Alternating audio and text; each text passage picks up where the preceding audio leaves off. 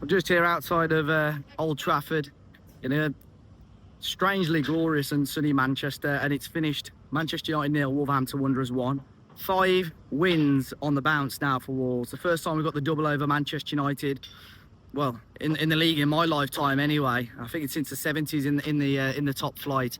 And you know what? I don't think it was our best performance of the season, but certainly you saw the values of what Vitor Pereira has instilled in this squad over the last couple of months or so. I think everything was there in terms of like the organisation, in terms of making sure you stay in the game, making sure you win the game, and I think we saw all of that today.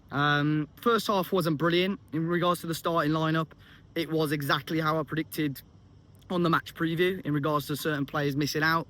We knew Doc and we knew Bellegarde were going to be doubts, and Bueno and Cunha came in as I expected.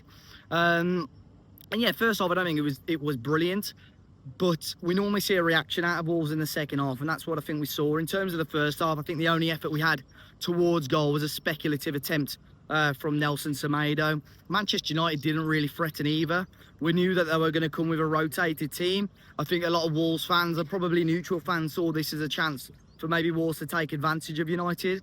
But ultimately, they were still going to be on a high. They were still going to have the adrenaline from Thursday with their win over Lyon. So it was always going to be an intriguing battle today at Old Trafford. But second half was much better, and you knew the game was going to open up, and really it needed a goal. We had to wait till the 80th minute to get it, and what a strike from Pablo Sarabia. I keep mentioning this guy on a lot of pieces of content that I'm doing, but Vitor Pereira really likes him. I do wonder, is there an outside shout that he gets a new deal at Wolves? His contract's up at the end of the season. He's come off the bench or played for Vitor in every game since he's been in charge of the club. I do wonder, and I mean, he repaid his faith in him. What a free kick. We haven't seen enough of that, sort of a dead ball specialist, in terms of someone being able to strike a free kick and put one into the back of the net. Possibly Neves was the last one. I can't think of anybody else. If anyone can think of anything or anybody in the comment section, let me know. But they're the perfect opportunities, and against teams like Manchester United, where, if I'm honest, I think they dominate in terms of the possession and sort of the overall flow of the game. Manchester United probably took control of that, but they're the opportunities and the chances that you have to take full advantage of, and that's what he did. Brilliant free kick, no chance for Onana, right in front of the Wolves fans, and I thought the atmosphere today was brilliant. And you can see when you got a team that is winning football matches and wants to give everything for that Wolverhampton Wanderers shirt, you're going to get a noise out of this crowd. And it's brilliant again, full of love for Vitor Pereira, full of love for the players that showed everything on that pitch today. Now, in regards to individuals, Semedo was dragged off fairly early in the second half. Again, I thought he was a little bit underwhelming and frustrating against Spurs, and I didn't think he was great today either. So I think that was probably the right decision. A few people around me a little bit frustrated with Manetti's performance, which I could get to a degree. Did struggle to get himself into the game, and Strand Larsen as well. But I just think that front three in general, I think with Jean-Ric Bellegarde, you do have just a little bit more control of the ball in the front line.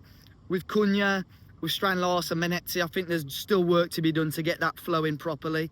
But Andre and João Gomez, again, flawless. And I think they're the biggest difference in regards to us winning football matches or not at the moment. Andre picked up a booking sort of halfway through the first half.